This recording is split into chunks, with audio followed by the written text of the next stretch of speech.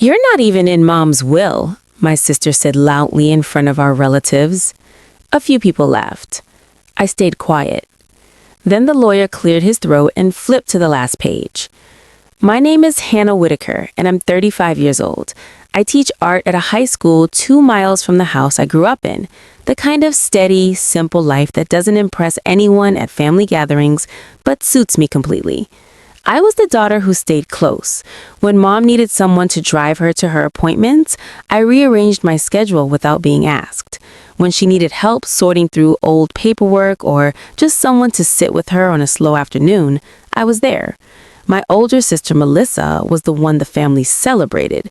She walked into rooms and owned them, spoke over people without noticing, and made decisions with the kind of confidence that made relatives assume she must be right.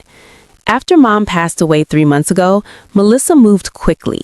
She inserted herself into every conversation about the estate, the house, the savings, everything. And the family let her because that's what they always did. They trusted volume over presence. They mistook silence for absence. I sat through dinners where Melissa outlined her plans and nobody thought to ask what I thought. I wasn't rich or glamorous, and I didn't have Melissa's ability to command a room, but I had something they didn't expect. If you've ever sat at a family table and watched someone speak for you without your permission, you know exactly how that silence feels. Quiet siblings are dismissed constantly, passed over in decisions, left out of conversations, and then criticized later for not speaking up. Subscribe if you've ever had someone in your family act like your presence didn't count. Has anyone ever told you directly that you don't matter in an inheritance discussion, that you weren't considered, that you didn't do enough? Leave your story in the comments because I want to hear it. Like this video or click hype because what happened next in that lawyer's office is something I still think about every single day. The meeting was scheduled for Tuesday morning at the office of my mother's lawyer, a quiet building downtown with beige walls and the faint smell of printer ink and old carpet. Relatives arrived in small clusters, speaking in low voices, the kind of careful tone people use when they're curious, but trying not to seem like it. Melissa arrived last, which I realized later was deliberate. She walked in smoothly, already talking, already performing. Before she even sat down, she had told 2 cousins and our aunt that the house would be going to her and that Hannah, meaning me, wouldn't be receiving anything significant. She said it casually, like it was already a settled matter, like she had already read the ending and was just letting everyone catch up. Hannah didn't do much, Melissa said, loud enough for the room to hear. Mom knew that.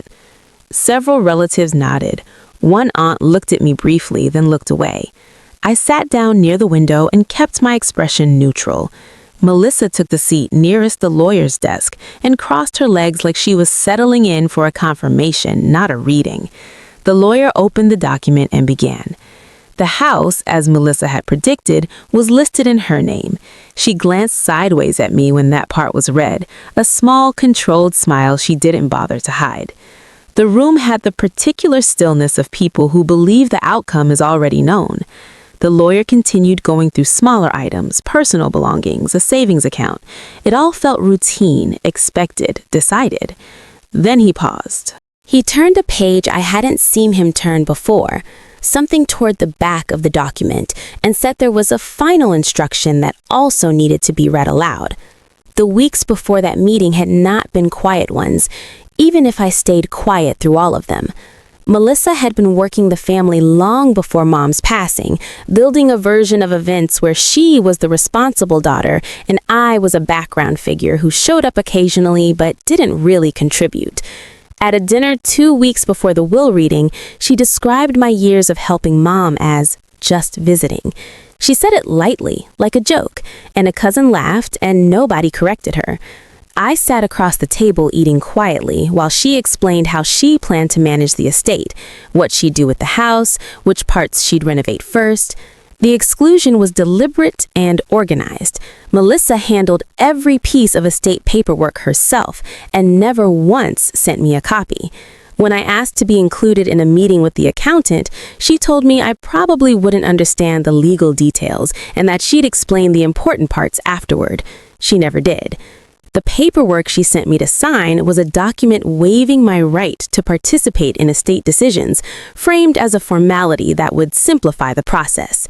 She said refusing would slow everything down and make me look difficult. I read every line of it twice, put it back in the envelope, and said I needed more time. She pushed. I said nothing further and started paying closer attention to everything. Throughout all of it, I made a deliberate choice. I would not argue with Melissa at dinner tables or in parking lots or over the phone. Every time she dismissed me publicly, I let it pass.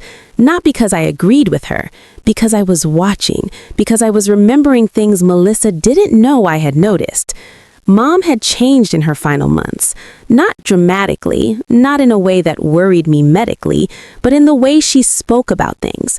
She talked more carefully about fairness. She mentioned more than once how often quiet people get overlooked by the people closest to them, how families sometimes reward noise instead of loyalty.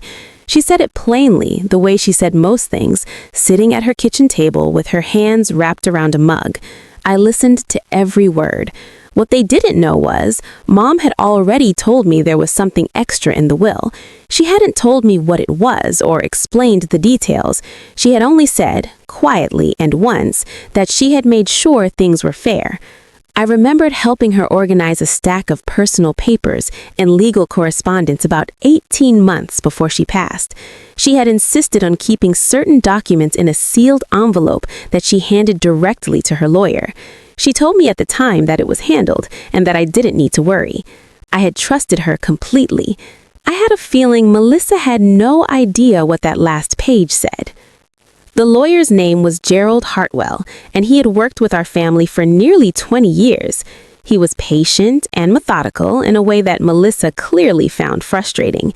She had tried twice during the meeting to move things along, suggesting he summarize rather than read the full text. He had declined both times without making it a confrontation, simply continuing at his own pace.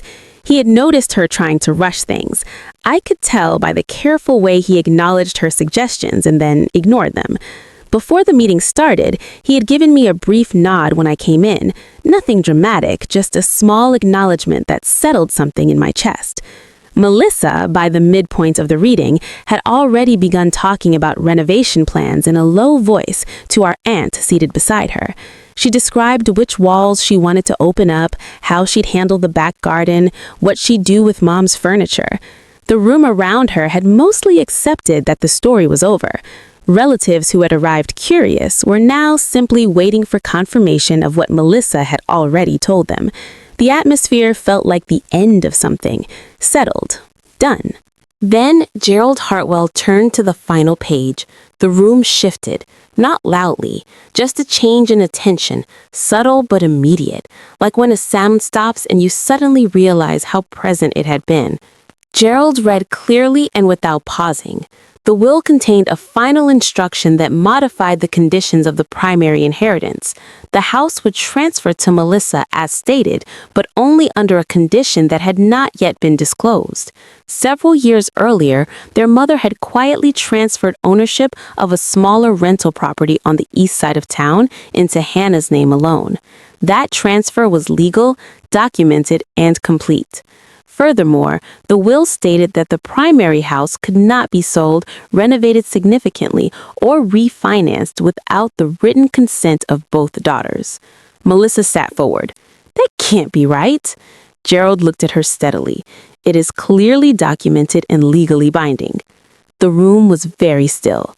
The sound of the ventilation system above us suddenly felt loud. Melissa looked at the document in Gerald's hands like she was trying to understand a sentence written in a language she didn't recognize. She looked at our aunt. Our aunt looked at the floor. A cousin near the back of the room shifted in his chair. Gerald continued reading. The final section of the will included a personal letter from our mother, written in her own words, addressed to both of her daughters. It said she loved them equally. It said she understood their differences. And it said she had written the will the way she had because she wanted both of them to share responsibility, not because one deserved more than the other, but because both of them deserved to be seen.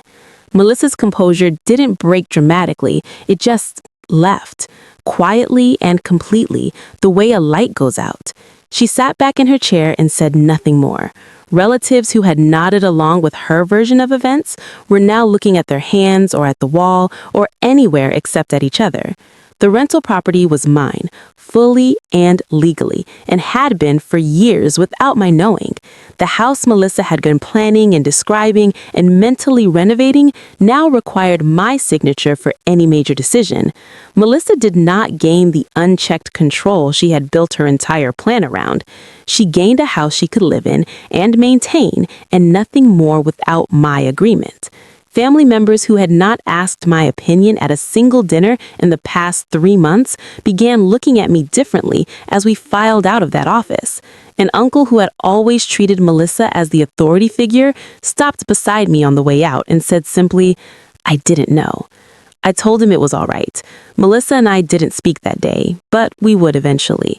There were responsibilities to share and decisions to make together, and I intended to approach all of them the way Mom would have wanted, with patience, with fairness, without noise. I honored the rental property carefully, handled it the way I had handled everything Mom trusted me with, quietly and without needing an audience. And for the first time in longer than I can remember, people in my family asked for my opinion before making a decision instead of after. For years, they trusted the loudest voice in the room. That day, they finally heard the quiet one. Have you ever been told you didn't matter in a family decision, that you weren't considered, that you weren't important enough to include? Have you sat quietly while someone louder claimed credit for your loyalty? Drop your story in the comments right now, because someone reading this needs to know it happens to other people too, and that it doesn't have to be the end of the story. Subscribe and become part of a community that believes quiet strength is still strength. Your experience matters here. Tell me what happened to you below. Click hype to help this story reach the people who need it most. If this story resonated with you, please give it a like and click hype to help it reach more people who need to hear it. Your voice matters in our community. Share your own experience in the comments below. I'm reading.